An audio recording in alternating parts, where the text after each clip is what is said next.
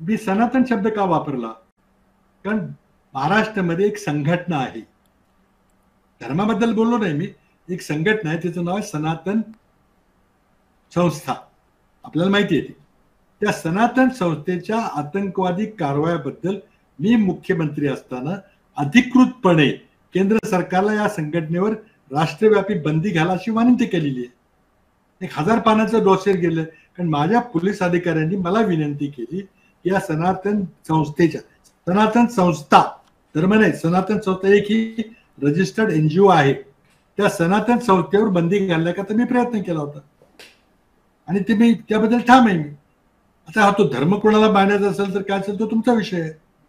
माझा प्रश्न फक्त असा आहे की कुणीही आतंकवादाच्या कुणीशी धर्माशी जोडू नका. धर्म ही प्रत्येकाच्या मनामध्ये एक पवित्र भावना असते. भगवाबद्दल आमच्या मनामध्ये जे असतं ते तुम्हाला कळणार नाही बाहेरच्या लोकांना. त्यामुळे भगव्याचं नाव घेऊ नका. आणि सनातन संस्थेला बंदी करण्याकरता मी स्वतः मागणी केली होती. ती मागणी अजून केंद्र सरकारकडे प्रलंबित आहे.